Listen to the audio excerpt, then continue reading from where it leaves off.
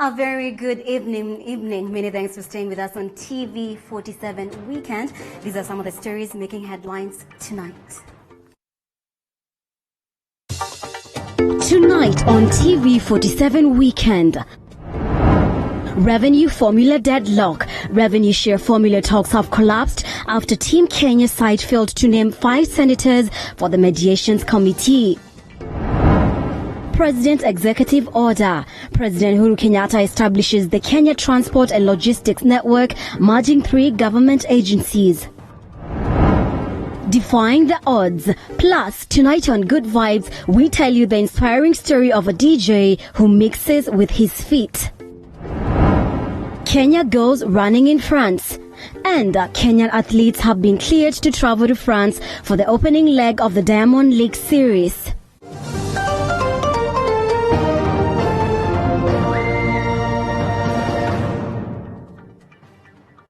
A very warm welcome. My name is Mombi Chege. Our sign language interpreter tonight is Anne Wairimo. Now, former Changamwe MP Ramadan Kajembe is dead. Kajembe died today, 2 weeks after he was admitted to Pandya Memorial Hospital in Mombasa County. The veteran politician was admitted in hospital soon after his second wife died. Kajembe's wife Zaharia died 2 weeks ago, with reports indicating she suffered COVID-19. Kajembe's first wife died 4 months. Neither doctors or family members have confirmed the cause of Ramadan Kajembe's death. Kajembe served as an MP for 15 years and was also the Kenya Ferry Service Board chairman.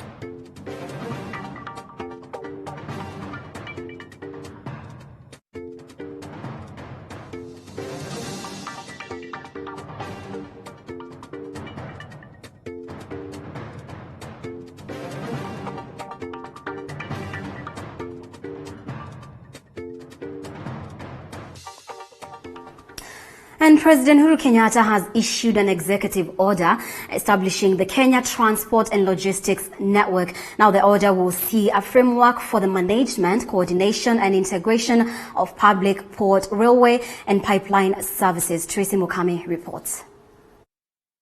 Industrial and Commercial Development Corporation, ICDC, will be the holding company of 3 government agencies, namely Kenya Ports Authority, Kenya Railways Corporation, and Kenya Pipeline Company Limited. This, according to Executive Order Number 5 of 2020, issued by President Uhuru Kenyatta on Friday. In a statement, State House spokesperson Kanza Dena says that going forward, the 3 state agencies are required to enter into a joint operations agreement within 30 days that will reorganize individual entity structures, resources, operations, and services. The State House spokesperson said the new framework also allows for the centralization and coordination of operations without amending the existing laws or causing undue disruption to the legal structures of the state entities. The ICDC board will be responsible for securing the achievement of the commercial vision and objectives of KTLN through the board of directors of each entity so as to operate as a single coherent unit. The president also appointed John Ngumi to be the chairperson of the ICDC with effect from August 7th, 2020 to May 2nd, 2022. My name is Tracy Mokami, reporting for TV47. Survivors, friends and families of the victims of the 1998 terrorist bombing attack by Al-Qaeda of the U.S. Embassy in Kenya gathered at the memorial park that was built on the site of the U.S. Embassy in Nairobi for the 22nd commemoration of the attack. More than 250 people lost their lives and nearly 5,000 others were injured in massive explosions that occurred minutes apart in Nairobi and Tanzania's capital, Dar es Salaam. Now, despite the government promising a settlement plan for the victims of the attack, many of them are yet to receive any compensation.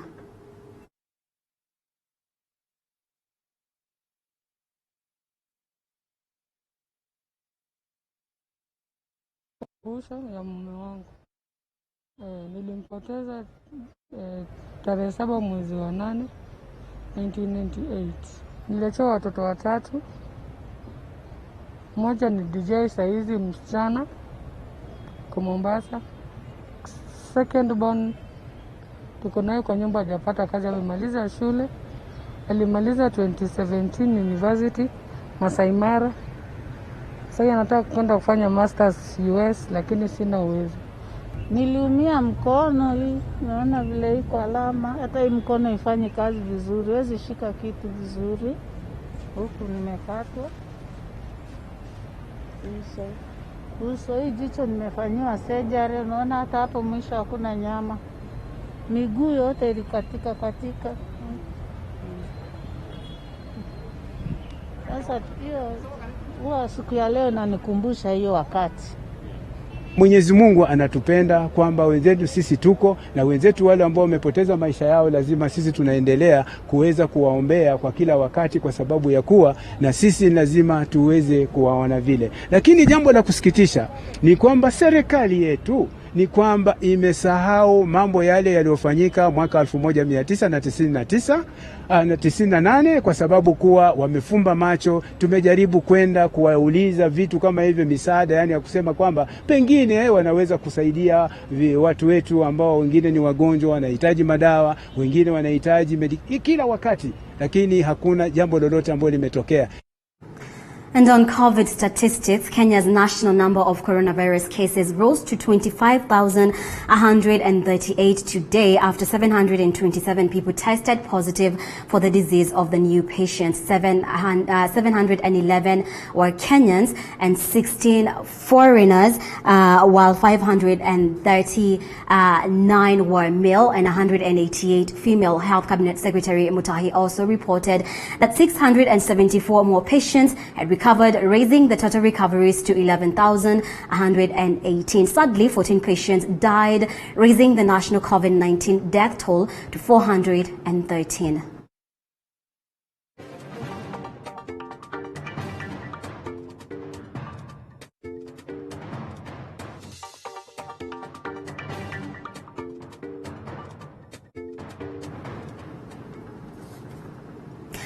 Now, people have been sifting through the heaps of trash at Nairobi's Dandora dump site for decades. These days, hairdressers are also scavenging, but for recyclable human hair to be reintroduced back to the market. During this economic downturn, a growing number of customers need cheaper hair extensions, but the hair nestles alongside waste such as masks and gloves used to protect against COVID-19.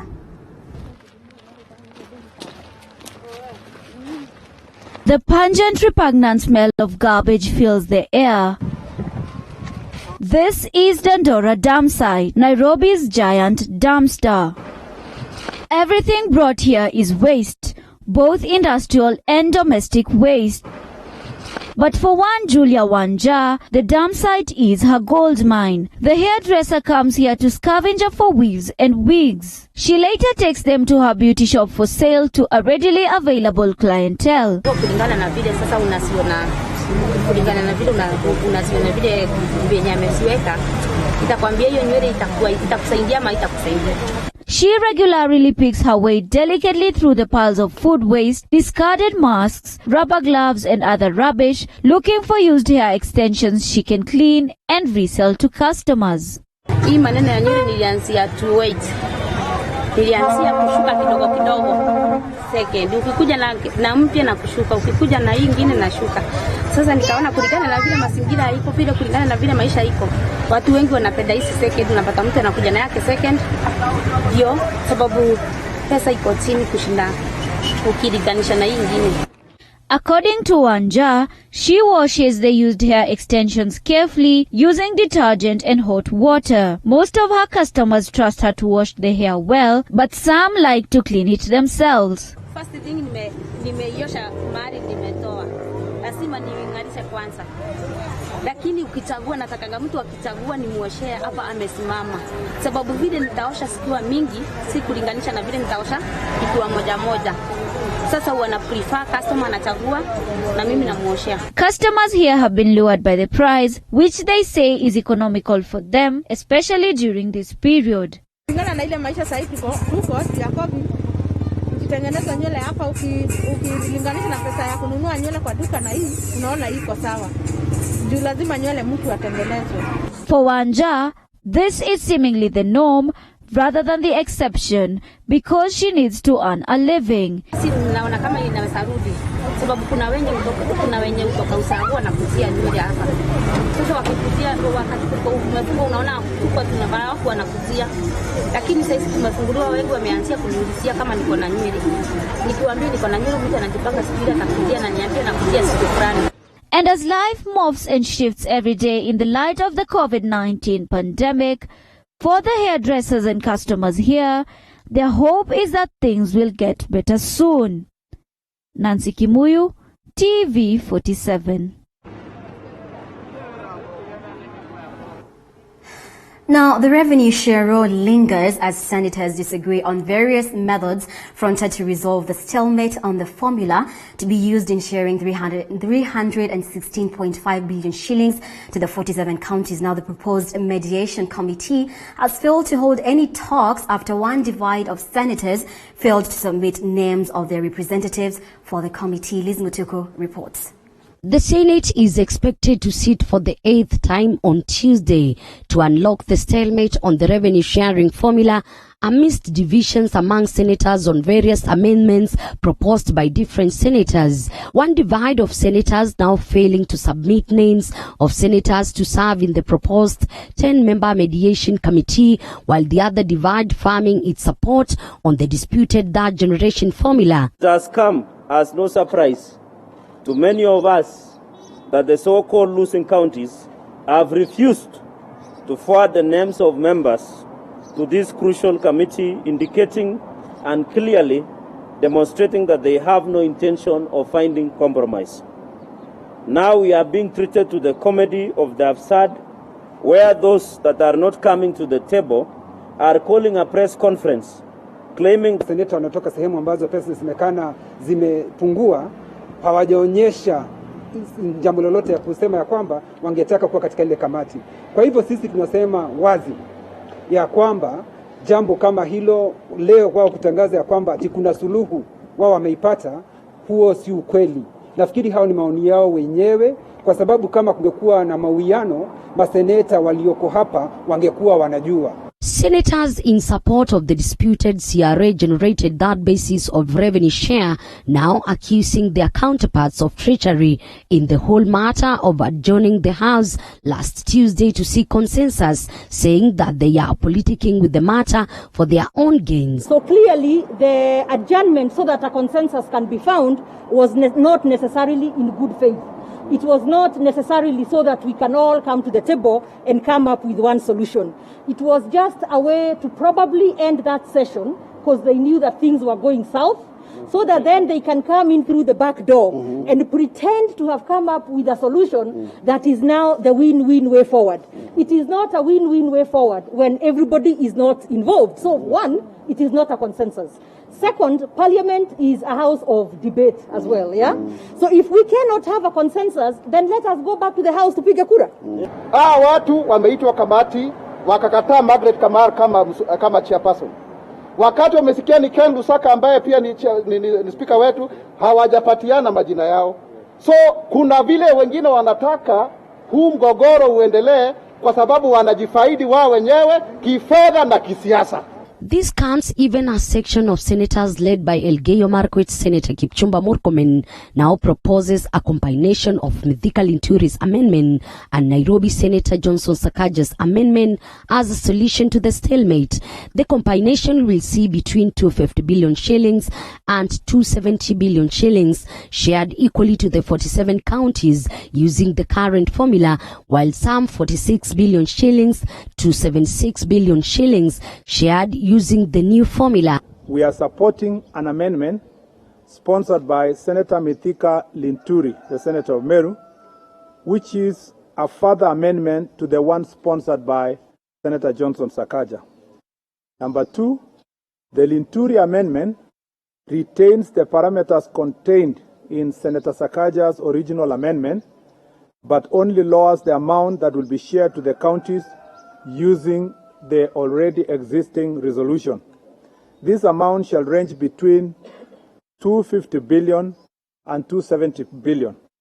The exact amount shall be agreed upon once the negotiations are complete.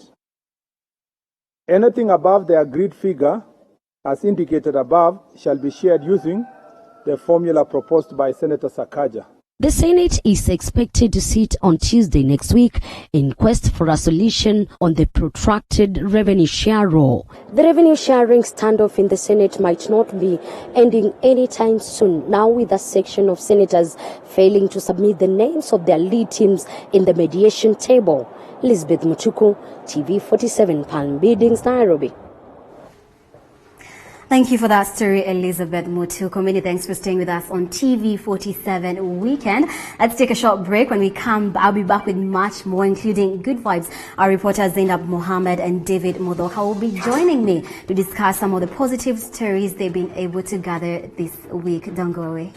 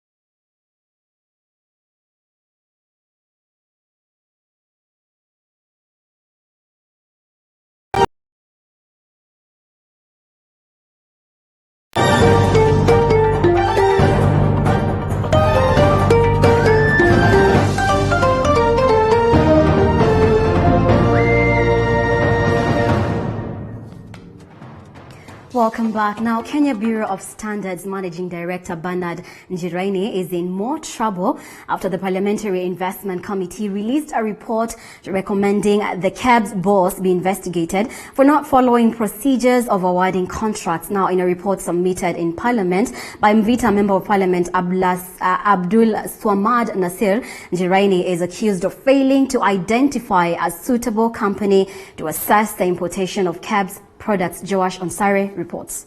Since he was appointed by then Industrialization CS Peter Munya as KEBS Managing Director, Jiraini has not been at peace in delivering of his mandate. Jiraini is currently under investigations by the Ethics and Anti-Corruption Commission over corruption and bribery allegations. According to the Parliamentary Investment Committee, Jiraini is accused of ignoring the tendering procedure. The committee has found out that Njiraini and other colleagues working at KEBS ignored the Attorney General advice during the assessment of Nippon Inspection Auto Terminal Japan, Quality Inspection Services, and QISJ companies. The aim of KEBS was to identify a suitable company that will evaluate the standard of the importation of used cars and communication equipment from Japan, UAE, England, and South Africa. Further, KEBS wanted the companies to pay 10,000 shillings instead of the required 1,000 shillings, a fee to be charged to assess their contract viability. The PIC committee, chaired by Mvita legislator, wants the EACC, DCI, and the Office of the DPP to investigate and prosecute the suspects. The parliamentary committee also want Auto Terminal Japan and the EAA companies' operational licenses be cancelled in the country after it was determined that they used fake documents to acquire a contract from KEBS worth 2.7 billion shillings. Investigators have also been called to identify the controversy surrounding KEBS' attempts to extend the contract for QISJ to continue assessing the procured products before the expiry of its contract next year. Joash Onsare, TV47, Nairobi. And Kenya Private Schools Association in Nyeri County have called on the national government to give private educational facilities credit safety nets to ensure they are not closed due to COVID-19 pandemic. The association coordinator Dionisio Kariuki Ndegwa said the funds will facilitate payment of teachers. What is now a chicken coop was once a classroom. Lincoln Jogu, director of a private school called Ndima Kanini Academy in Madera, Nyeri County, has transformed classrooms of the institution into poultry farming units, making money to sustain him and his staff during this pandemic period.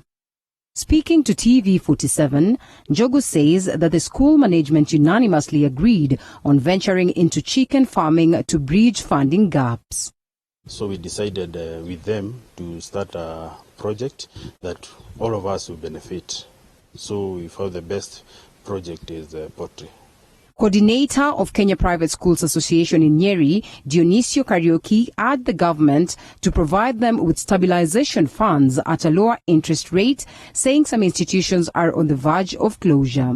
There are so many resources that are given out, even the world over, to cushion the COVID. Maybe those private sectors need also to be supported. And in this issue, maybe the one that I should talk about is, can we get a credit to our directors so that they can be able to meet the very immediate issues? Emphasizing on the plight of private schools, Abadia Institute of Management Director Mureithi Ndagita said that they have loans to pay, and if the government fails to intervene, they will be forced to close the learning facilities. Economically, we lose and the country loses. So it's good the government gives us some money that can keep us afloat, even if it's in terms of, fringe benefit loan that is subsidized.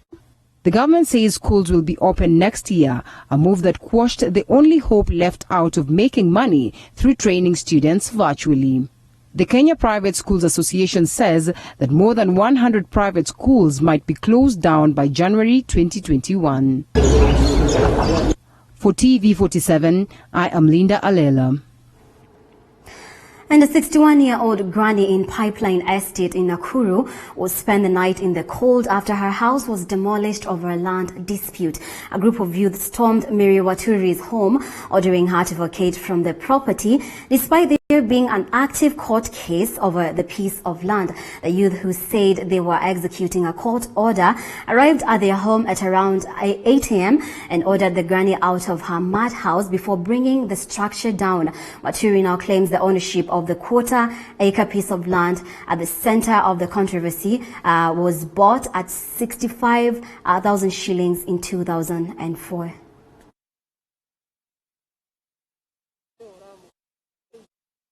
Niliponunua haikuwa imetoka title. Title zilitoka 208. Zilipotoka siku 208, huyu kijana aliona pesa ni muhimu kuliko ile pesa nilitoa. Mama mwingine akakuja huko anaitwa Pires Wairimo akamuhusia na akamtolea title. Nilipomuuliza maneno ya title, aliniambia sio yangu, plot ameuza plot nyingine. Na kutoka wakati huo akatoroka. Hii tulisikia last year mwezi wa 8. Jaji akaniuliza, wakisema ulipo hasara yako na wakununulia ploti, utakubali kutoka kwa hiyo ploti? Nikaambia jaji nitaondoka. Juu hajagu nipate mahali pa kukaa. Hatutangengania na yeye. Sasa haki imetendeka na sijajua. Simejaratiwa. Ndio nijue kuna mahali inakuja kubomolewa na kuna mahali ninaenda. Juu sasa kuja kubomolea mtu saa hii sina kwa kwenda. Wamewacha vitu zote ije. And Trans Nzoia Governor Patrick Kaemba has recalled all public healthcare providers in the region who are on study leave to resume duty in order to contain the burden brought about by COVID-19. More than 18 people in Trans Nzoia have been infected with the virus. Boniface Baraza reports. Speaking while receiving donations of foodstuff from the family of Bishop Benjamin Tangole, Governor Kaemba said recalling the healthcare providers on study leave will boost the war against COVID-19 in the county. Corona imetuongezea mzigo wetu wa kawaida wa magonjwa. Mzigo wetu wa kawaida si kuwa na staff wa kutosha. Serikali kuu imetusaidia tukapata wachache lakini hawatoshi.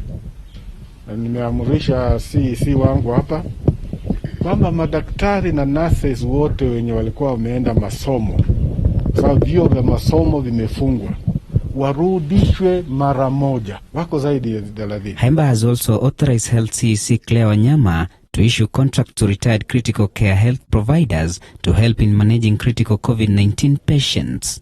Nimeamurisha pia CEC kwamba tutangaze wale walio staafu tuwapee contract watusaidie kwa huu muda. Mtaniuliza, kwa nini mnaleta watu wamestaafu na watu wako wamehitimu? Tunahitaji watu wenye wamefunzwa mafunzo katika hiyo sehemu na wana experience. Wakifika wanaweza kuendesha vile vifaa. Wanapofanya hivyo, tutakuwa tunachukua wengine, tunawafanyia training pia. Hawa ndio muda wao ukifika wanachukua hizo nafasi. Ndio tuweze kuwa na wafanyikazi kutusaidia katika hii vita. As at now, Trans Nzoia County has recorded more than 18 cases with fatalities. Hapa county imezika watu wenye wamekufia sehemu zingine, I think more than 5. The first person who died was my neighbor. Lakini aliambukiziwa Nairobi. Community tumezika, Cherengani wamezika, all over the place. People from elsewhere. So it's real. Pengine muite wale watu wakati wanazika watu mseme corona ndio hiyo imezika. Sai tuko na kesi 18. Lakini kwa bahati nzuri tuko tu na watatu wenye wamebaki kwa facility ya Mount Elgon Hospital. 8 wamepona, wamerudi kwao. Na wengine wako kwa home based care. Hakuna yoyote mwenye ako forced home based care. On his part, Bishop Benjamin Tangole urged Kenyans with means to remember others who are hit by economic hardship due to the pandemic. Tumepeana kwa team ambaye inahusika na kupeana chakula. Hawa wenyewe ndio wataamua kwamba familia moja itapata ngapi. Lakini uzuri ni kwamba iko packed, this is half a kilo. So wanaweza kuamua kuweka 10, wanaweza kuamua kuweka 5 kulingana na families zenye ziko huko nje ambazo zinahitaji. The burden of containing COVID-19 now lies at the community level, and members of the community are required to strictly observe the Ministry of Health guidelines. Boniface Barasa, TV47, Trans Nzoia County. Thank you, Boniface Barasa, for that report. Many thanks for staying with us on TV47 Weekend. Let's take another short break, but we'll be back with good vibes in just a moment.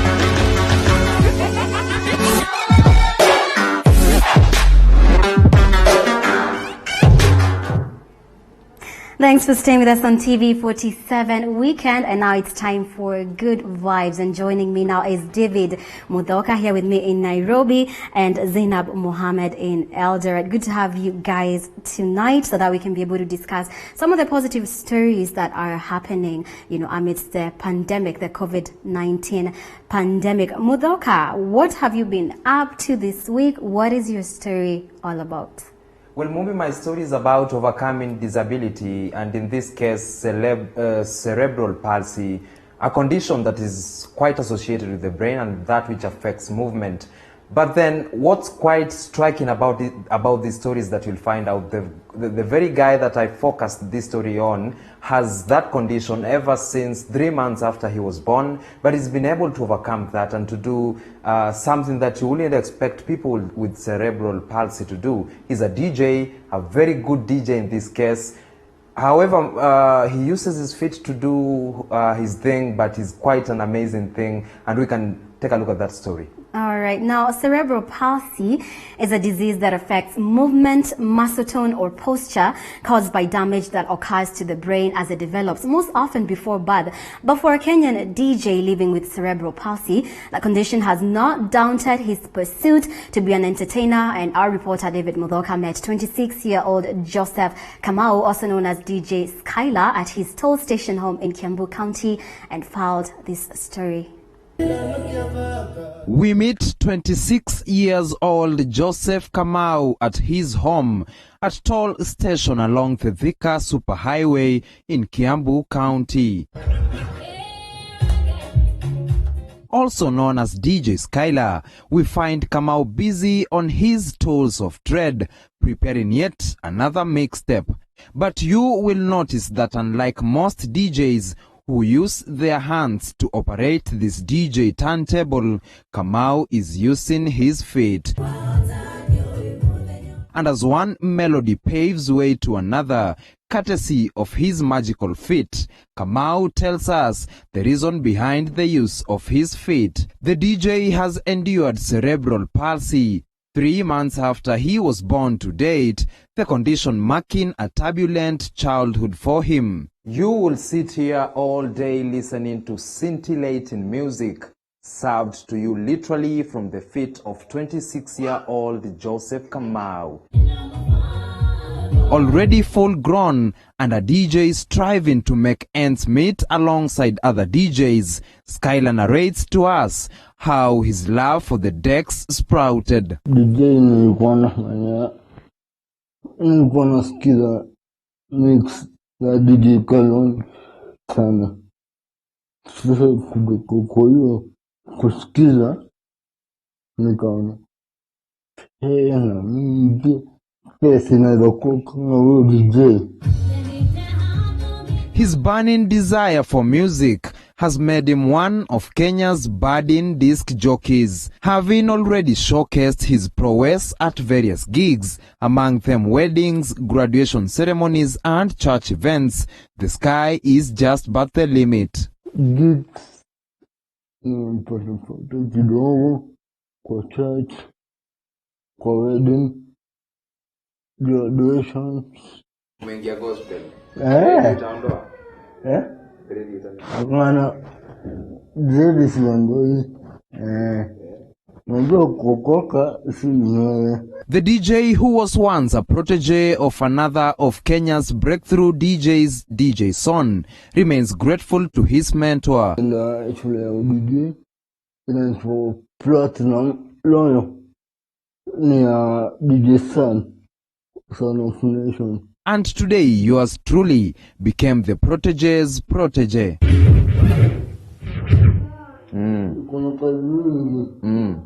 Unaweza rudisha mziki nyuma, unaweza leta hiyo scratch effect. Na hii upande hii. Friends and family have described Skylar as cheerful and a go-getter. Despite going through thick and thin together, DJ Skylar's cousin Yvonne Waithaka tells us her side of her story regarding the bubbly DJ. She looks back at the time her cousin's career first took off. She says amid the tides, the family has stood by their golden boy, telling us how Skylar's mother currently out of the country, stood by his dream and even bought for him the set of DJing decks, a laptop and a flat screen TV in a bid to kickstart his career. Tena alikuwa na laptop, akaeka virtual DJ. Sasa ndo akajifunza ku DJ na hiyo. So alikuwa tu ana mix na hiyo virtual DJ. So after maliza shule, akaambia mathake like mimi nataka kwenda shule nisome, but yeye alikuwa ashajua kila kitu. So like kama tu certificate alikuwa anaendea ya kuonyesha like ashaenda shule. So after ameenda shule ndo akaitisha turntable, akabaiwa juu laptop alikuwa ni already, akabaiwa vitu polepole zenye alikuwa anataka. DJ Skylar now aspires to grow his brand, widen his market and have a seat at the table among Kenya's finest DJs. To him, his abilities are stronger than his disabilities. David Muthoka, TV47. An amazing story right there by David Muthoka. Really, Muthoka and Zainab, it really just goes to show that you can do anything you put your mind to. Muthoka. You know, Mumbi, for you to be a DJ, you literally need to have what I'll call hands-on experience. But in this case, he has fits-on experience, you know, spinning the decks and doing his thing. Quite amazing. And you know, what other thing that stands out in this story is that how supportive the family has been. The mother was able to acquire DJ Skylar a pair of decks, a TV set, a laptop, just, you know, to make sure that his boy pursues his dreams to the fullest. Quite amazing. Zainab, what do you think of Muthoka's story? I must say that it is quite inspiring. I think we saw a similar story by Mwangi back a few weeks ago, where Mwangi did a story of someone who had also cerebral palsy. But then he was making art, so, and beads, if I remember properly. So I mean, it's beautiful. It's a nice story, and I also think that this is just clearly showing that disability is not inability. Very, very awesome. And just, you know, another point, Muthoka, you mentioned, you know, what cerebral palsy is. So I can only imagine how much coordination he needs to be able to, you know, mix or DJ using his feet, because it affects the brain, the muscles, the movement. So it's just really also a challenge to people who have all the organs but just laying around, sitting down and just doing nothing. So I can only imagine how challenging it was for DJ Skylar. Sure thing, Mumbi, but I must give him credit. He's quite flexible, you know, and the grin in his face and the smile, you know, when he ushers one song and to another. Quite fascinating. And Mumbi, you know, another thing is that yes, Zainab. I mean, you can imagine that a lot of us couldn't do that even with our hands, and he's doing it with his legs. Wow, I mean, it blew my mind. Just before we can conclude on this story, we often see even other families, whenever they have somebody with disability, they parade them in towns, you know, to raise some charity. But, you know, we can get inspired from this story, and even other families can get challenged, you know, by what Skylar's family has done for him. Indeed, and also families need to support their kids, you know, whatever goals they have, just support them. Really, really amazing story there by David Muthoka. Zainab, what's your story about? Well, today my story is about a man called William Buba. He's a Kenyan working and living in the US. He came for vacation, for a 1-month vacation here in Nairobi, and coronavirus happened and he got stuck here. And being someone who works in a job that is a contract to contract basis, he had to find a way of earning a living during these 6 months that he's been here. Let's take a look at the story.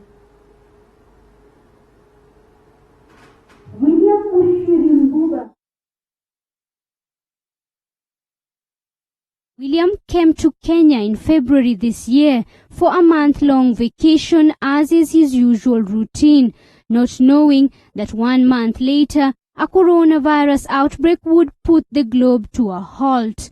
COVID-19 containment measures were put in place, among them the suspension of international flights into and out of the Kenyan airspace. William, who was set to go back to work in March this year, got stuck in Kenya. Home vacation was around February, I was expected to go back to work on March, but I'm still around.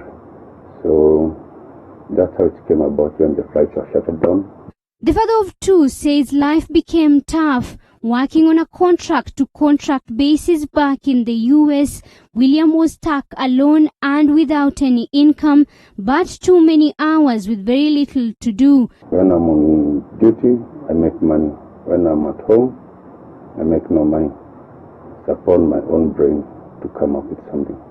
William, however, says instead of giving up and wallowing in depression, he decided to get creative by making a living through his God-given talent, making art that he sold to friends and family in order to keep him afloat. If you're not used to stay indoors for a long time, you can go under stress. You can have pressure. Being indoor alone, especially, is hard. Because most of them insist. Some who come to my house, because most of my friends are not from around, those who come to pay me a visit regularly, they give me this, sell me this, and I feel nice when somebody appreciates what I've done. William, however, says in hindsight, he would not have had it any different, as the forced by circumstance 6 months vacation has been a blessing in disguise, as it created more time for him to spend with his relatives, whom he rarely spent time with, except for the 1 month in a year vacation. When I came from February to now, I can say I've appreciated to be with my family, because we meet very, very few times in a year. He now says he's excited and ready to go back to work after the resumption of international flights by President Uhuru Kenyatta, and with him, he carries the many lessons and experiences that he nurtured during his time in Kenya. Not even him saying flights will be back. To hear the sounds of jets in the sky again, something nice. When you're in the bed and you hear the jets closing, you're like, oh, they are back. Before the sky was total quiet. They say a bad day is not a bad life, and for William, a tough season just made him tougher. For TV47, I'm Zainab Mohammed. Indeed, that a bad day does not mean a bad life. And he was here for vacation, and then it turned out to be something, a completely different experience for him. Zainab, how was it just talking to him and, learning about his experience? His experience was very touching. At first, he thought that he's coming for 1 month, and shock on him, coronavirus happened, and he had to be here for a whole 6 months. He's going back now, but he said it was not an easy experience. At first, someone who's used to going to work, of course, expecting a salary at the end of the month, it was tough for him. But he says, it turned out to be a blessing in disguise. Mudoka, a lot of people, let me say the pandemic has forced a lot of people to dig deeper and see, especially talented people, see what more can I do apart from employment? What more can I do? Mombi, you often say that when life gives you lemons, you make lemonade. Right. And this is just another classic case of that. And, it's easy to get stranded. It's easy to get lost financially, mentally when such things happen. And, he's among the statistics of those who are negatively affected by COVID-19. But yet he's another valuable statistic of those people who've been able now to pick up their pieces, rise from the ashes, dust themselves, move forward. What do I do? How do I survive? Right. It's never the end of the story. And and he actually said for him, it was not more about the money, but also the mental health, mental wellness part. For him, sitting in the house alone, probably did not have a lot of family around. There was also cessation of movement. There's coronavirus, now you have to stay in the house. It was hard for him. His family is in the US, and the mental wellness part was mostly what motivated him to actually start doing the art. Thank you so much, Zainab, for that story. Quite inspiring. Now, let's take another story here by Calvin Chitwa. Now, the beauty industry may soon prove to be a hard place for women who do not have multiple skills to survive, as many young men who have decided to venture into the industry are now becoming all-rounded in the field. Now, at Mwangi's beauty parlor, more than 20 young men who have chosen this career can perform various beauty-related tasks with ease, posing a great competition to their female counterparts in the beauty industry who lack such skills. Our reporter Calvin Chitwa spent a day with these male beauticians in Eldoret and shares their inspirational story. Early Thursday morning, John Mwangi concentrates on beautifying his first client. He does it with a lot of care. On the other side is Oweri Joash, also attending to a client. They not only attract clients but also students who are interested in becoming beauticians. From a distance, their smile is a clear indication of their love for their work. Generally natengeneza nywele, natengeneza kucha, nanyoa, na nafanya generally kila kitu ambaye nafanyika ulemboni mimi hufanya. Yes. Fanya service sote za nywele kutoka kwa colors, dreadlocks, artificial locks. Nafanya pia na retouch, ama kwa lugha nyingine tunasema relaxing. Nywele, apart from nywele pia nimeendelea nikaonelea ni vizuri nifanye mambo na massage. Massage nafanya massage zote from Indians to Sweden. But what is more amazing is the hundreds of youth who have been trained here and their ability to offer multiple beauty-related services. Kusema kweli bwana Chito, ukiangalia hapa kwangu nimetrain watu wengi. Idadi ya watu ambao wamepitia kwa mkono wangu ni zaidi ya 1000 ambao sasa ni vijana huku nje wanajisimamia, na pia niko na vijana zaidi ya 50 ambao tunafanya na wao. Na pia unaona nimewatrain different skills. Kuna wenye wanafanya they are all rounded kama mimi. They can do anything. Yeah, they are good, they are well trained. From haircuts, facial treatment, chemical retouch and hairdressing for women, they have become masters in a field in which they are not common features. Lakini sasa siku hizi watu wanasema skill work ndio white collar job ama blue collar job, na ni kusema kweli hii kazi inatulipa, inapata at least unapata mkate, unavaa vizuri, na you just live like any other person.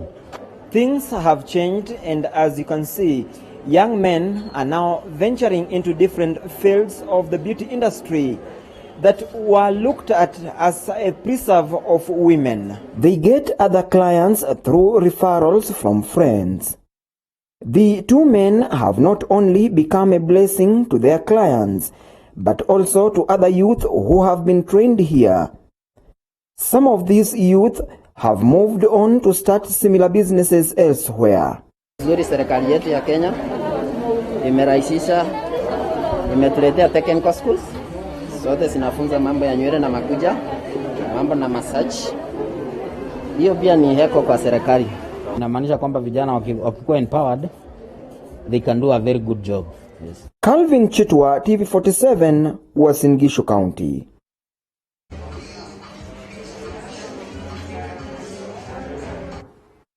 Thank you for that report, Calvin. Now, from what I hear, most women prefer to be attended to by male beauticians. I don't know if there's any truth to that. Zainab, since you're a female, is there any truth to that?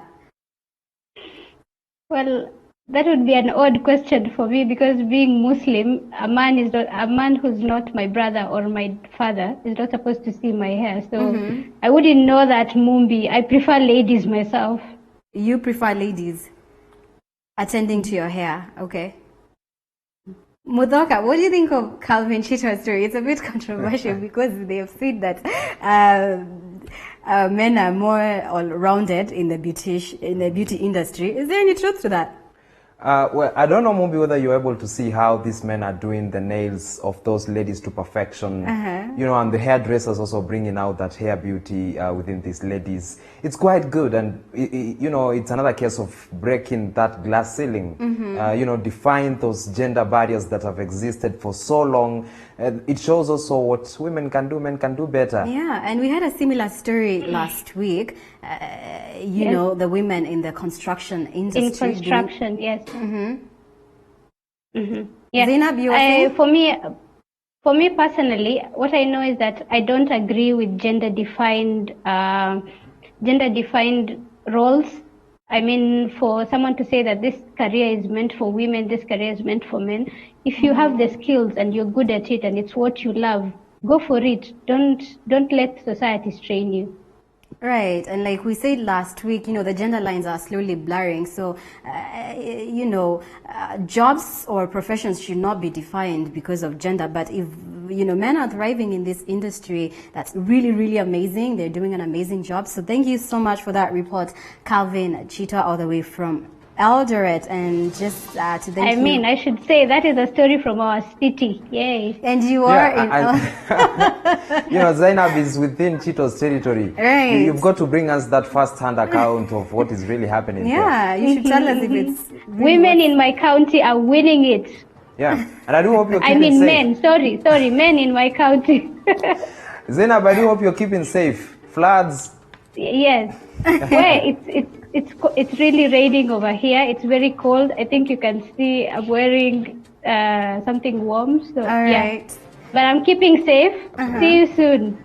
All right, Zainab, stay safe. Hope to see you soon. Thank you so much, Zainab Mohammed. Thank you so much, David Mudoka, for your story and being with us tonight to discuss some of the positive things that are happening. Thank you for staying with us on TV47 Weekend. That has been good vibes. Let's take a short break. I'll be back with more in just a moment.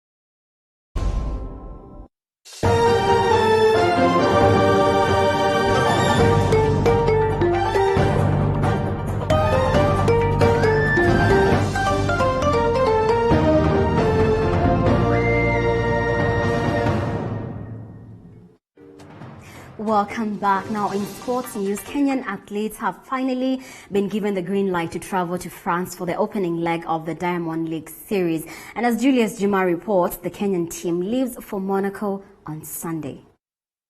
Reprieve at last. The daunting fear that had engulfed Kenyan athletes of missing out on the Monaco leg of the iconic Diamond League due to travel restrictions to Schengen countries have been allayed. The Kenyans have been allowed entry into France. Leo asubuhi wameenda kupimwa ya COVID, ni rules moja lazima wapitishe, alafu baadaye akisha pata clearance kutoka Lancet kuhakikisha kwamba hawana shida yoyote, ndio sasa wanaelekea Sunday waende huko Monaco.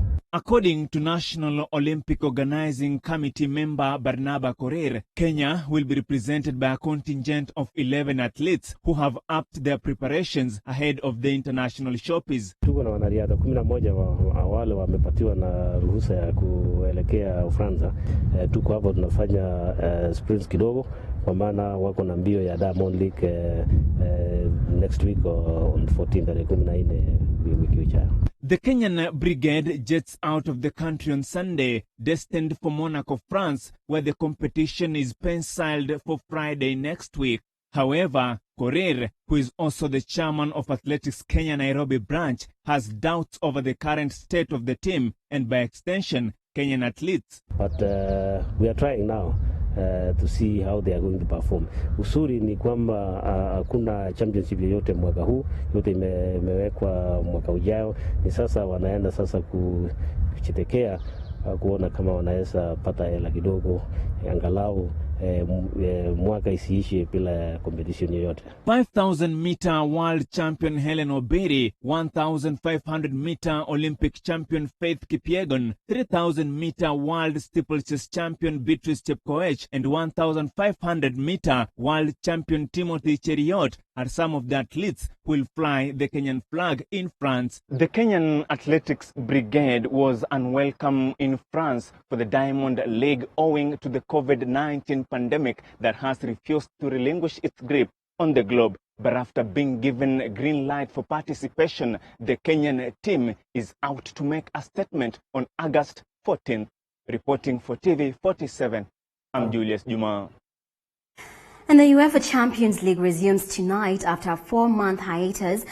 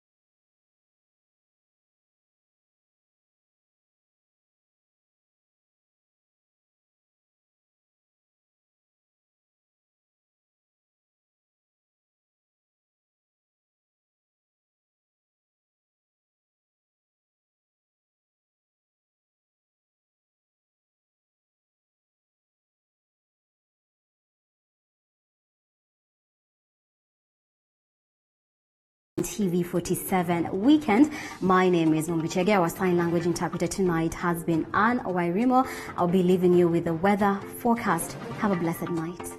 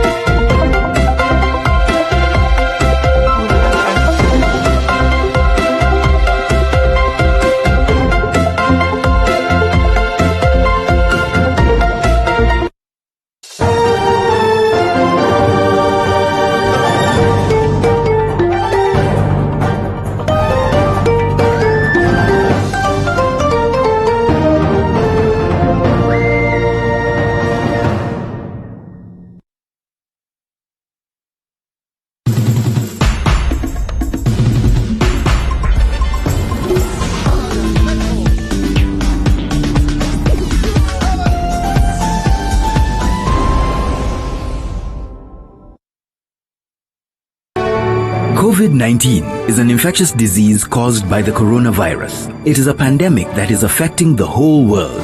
You can protect yourself in a few ways. First, wash your hands with soap and water for 20 seconds or more. You can also use a sanitizer with at least 60% ethanol. Second, stay at least 1 meter away from anyone who is coughing or sneezing.